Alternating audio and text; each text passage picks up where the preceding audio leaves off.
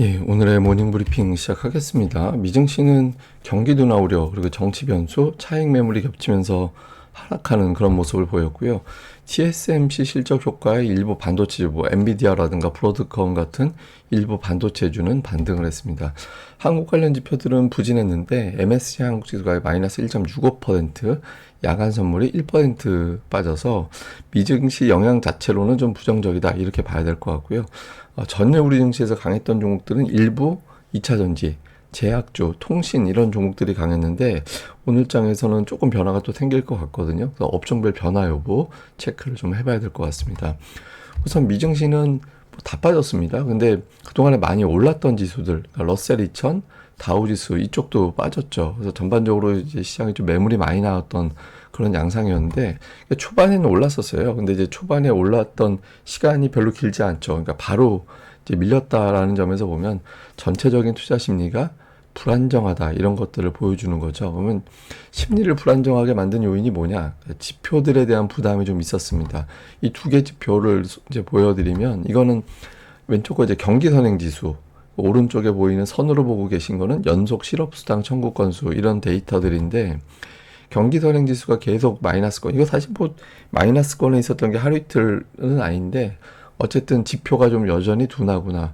그 다음에 연속 실업수당 청구 건수, 고용시장이 둔해지고 있구나. 그러니까 한 주 반짝 실업수당 청구하는 게 아니라 계속 실업수당을 청구하는 거는 이제 지속적인 어떤 실업자가 늘어나고 있다라는 거잖아요.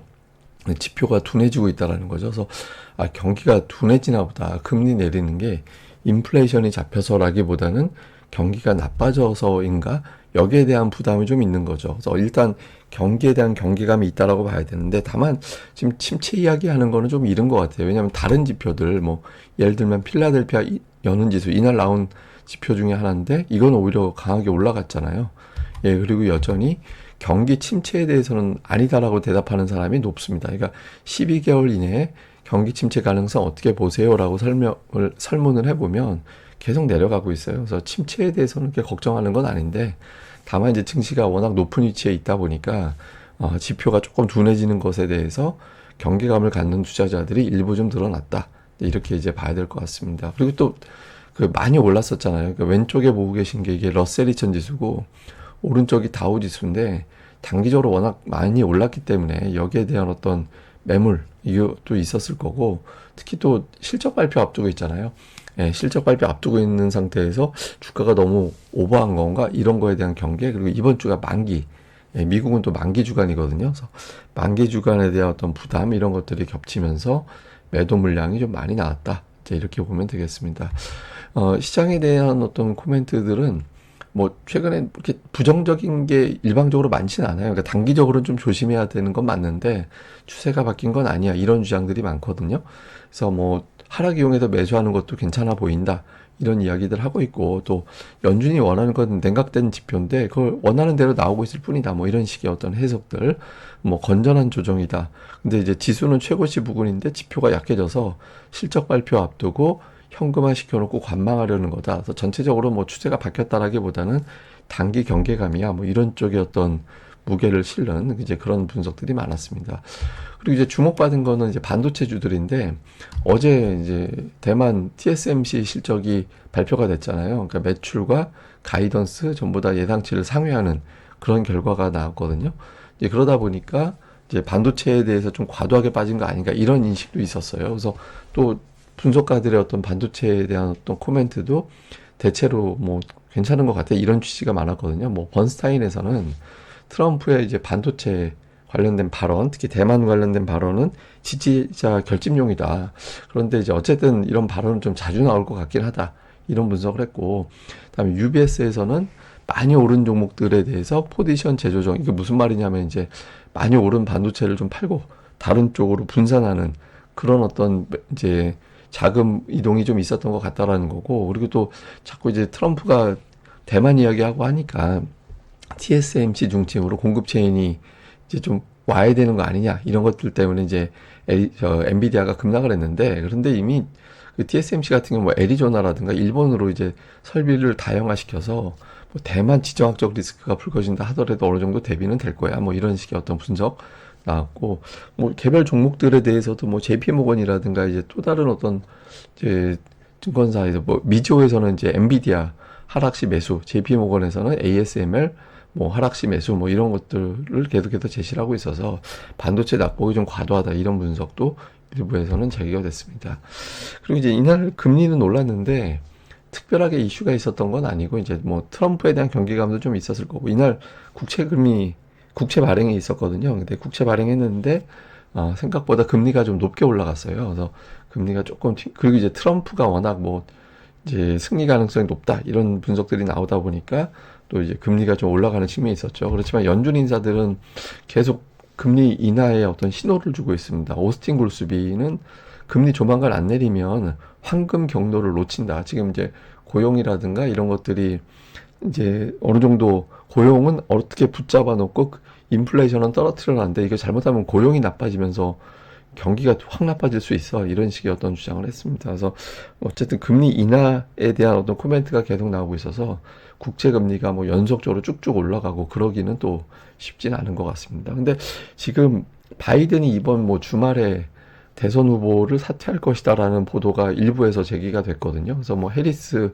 비율이 갑자기 확 올라가고 이렇게 됐는데 지금 미국 대선도 되게 다이나믹하게 바뀌는 것 같아요. 그래서 트럼프 중심으로 재료가 만들어지던 게 혹시 바이든이 사퇴한다라면 또 달라질 수도 있어서 주말에 채권시장, 외환시장, 주식시장의 어떤 변화는 계속해서 체크를 좀 해봐야 될 것 같습니다. 그러니까 대선 관련해서 연동성이 되는 거는 주요 종목은 일라이릴리가 이제 로슈가 하여튼 경쟁사에서 비만 치료제 관련된 어떤 성과를 내고 있는 것 같다. 이런 어떤 분석들이 나오면서 좀 계속해서 하락하고 있고, 이게 950달러 하던 게 지금 850달러 이하까지 떨어졌거든요. 이게 중요한 51선 부근이라 여기서 이제 튕겨가는지 되게 중요할 것 같고요.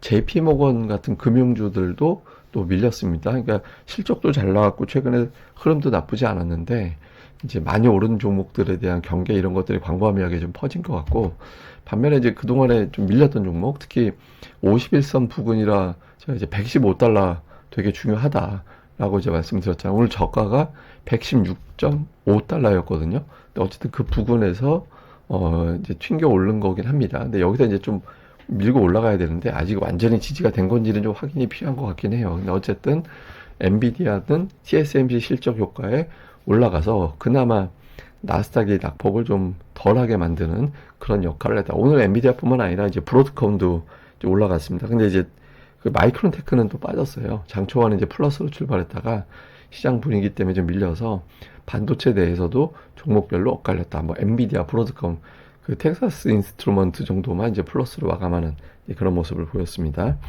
자, 우리 증시는 오늘 계속 확인해야 되는 게 중요한 지지선들. 그러니까 삼성전자 84,000원, 그다음에 코스닥은 저 120주선.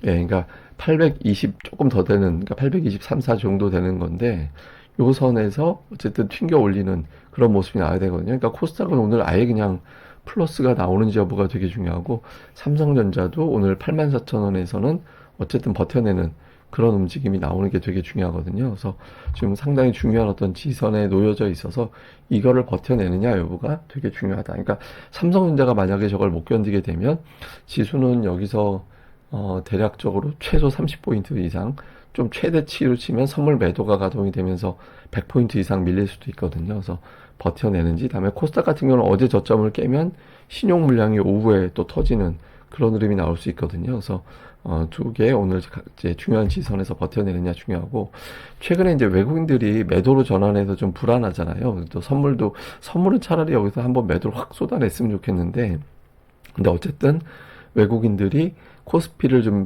닷새 중에서 4일을 매도했죠. 근데 저 기간 동안에 이제 매도한 걸 보니까 하이닉스하고 삼성전자, 그러니까 반도체 판 거예요. 그러니까 시장에 대해서 팔았다라는 거보다는 그냥 반도체를 팔았다.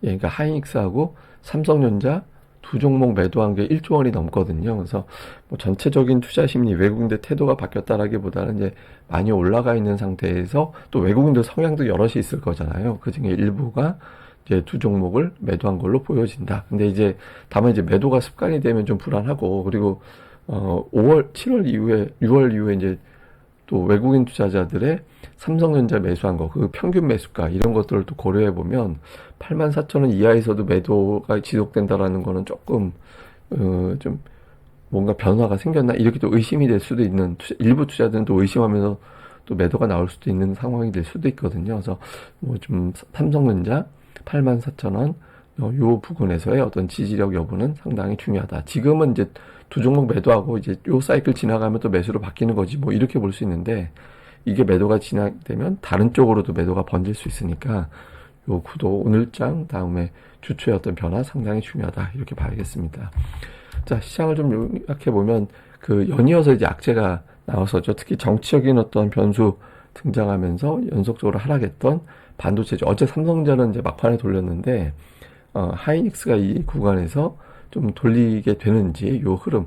그러니까 하이닉스는 긍부정한 게 겹쳐 있잖아요. 엔비디아가 올라갔다 긍정, 삼성이 HBM 통과한 것 같은데 이런 것들은 또 부정. 그러니까 이런 것들이 이제 중립 이하 이렇게 이제 겹치는 거라 오늘 뭐 삼성전자도 삼성전자지만 반도체주 전반적으로 어떻게 움직임이 나오는지, 그다음에 이제 코스닥에서는 비빌 언덕이 나오는지, 그러니까 배터리, 반도체, 제약, 엔터 이 중에서 어제 배터리가 그나마 플러스가 나서 이 에코프로비엠 이런 종목들이 이제 선전을 하는 시도. 그러니까 장중에 이제 막 어느 때는 엔캠이 강하고 어느 때는 에코프로비엠이 강하고 이게 엇갈리잖아요. 근데 어쨌든 대형 업종 중에서 이제 한 두 개 정도가 올라가 주면 이제 코스닥 자체가 좀 살아나는 그런 움직임이 나올 수 있거든요. 그래서 대형주 쪽에서 움직임, 그다음에 외국인들이 이제 주간 매도로 바뀐 상태인데 매도가 이제 이게 매도가 나오고 매도 규모가 이렇게 축소되고 이런 흐름으로 가는 게 그림상으로는 좋죠. 근데 이제 매도가 자꾸 늘어나면 투자자들이 대기하고 있던 매수세들이 매도세가 세지네. 그러면 더 밀어야겠는데 이렇게 되면서 하락폭이 커지는 그런 형태가 나올 수 있거든요. 그래서 외국인들의 매도가 축소되거나 아예 매수로 바뀌거나 이런 움직임이 나오는 게 중요하고, 코스닥은 차트상 되게 중요한 때입니다. 그래서 하루 이틀 이내에 큰 폭의 반등이 나오는지 여부에 따라서 어제 저점이 이번 조정 사이클 바닥을 친 거야, 이런 것들이 가능될 수 있거든요. 그러니까 어제 이제 제가 뭐 자세한 거는 이제 말씀드릴 수는 없지만 하여튼 차트로 보면 그래요. 그러니까 이제 어저께 꼬리 되게 길게 달았잖아요. 그래서 보통 하락하다가 긴 꼬리가 나오면 그때를 저점으로 보는 시각이 있거든요. 예, 보시면 예전에 이제 요때 한번 보시면 하락 큰 고점 대비 많이 빠지고 꼬리 길게 달고 그다음에 그 대신 이제 사이즈로 같이 이제 패키지로 붙어야 되는 게 하루 이틀 이내에 큰 폭의 상승 이런 것들이 나와야 돼요. 그리고 이제 저 저점을 깨면 안 되는 거고, 그래서 이런 어떤 패턴이 나오는지가 되게 중요합니다. 어제 되게 중요한 어떤 이제 차트가 나오긴 했는데 저기 이제 우연히 저렇게 나온 거일 수도 있어서 저게 신뢰가 되려면 저 지점을 다시 깨서는 안 되고, 그 다음에 이제 하루 이틀 이내에 급반등이 나오고 이런 신호가 나오는지 코스닥에서 그러니까 뭐 차트가 되게 중요한 건 아니지만 저런 차트를 만들었다라는 건 이제 수급이 가동이 됐다라는 게 될 수도 있어서 다시 깨고 새로운 저점을 만들면서 신용이 터질 거냐, 아니면 이제 이미 저점을 친 거냐, 저 이제 좀 기로에 놓여 있는 것 같습니다. 그래서 체크를 해보는 게 좋겠다, 이렇게 보시면 되겠습니다. 예, 뭐 자세한 건 제가 또 다음 방송에서 내용을 정리해 드리겠습니다. 이 방송 구독하기 그리고 이제 좋아요 꼭 부탁드리고요. 제가 늘 말씀드리는 건데 건강을 잘 챙기셨으면 좋겠습니다. 그러니까 건강 관리하기 쉽지 않은 건데 대부분 다 주식하시는 분들이 건강 관리 잘 못하시거든요. 그래서 컨디션 관리도 좀 잘 하시는 게 중요할 것 같습니다. 이거 제가 그냥 빈말로 하는 게 아니라 저는 건강 문제 진심으로 말씀드리는 거거든요. 그래서 꼭들 잘 챙기시길 부탁드리겠습니다. 예, 감사합니다. 저는 다음에 뵙겠습니다.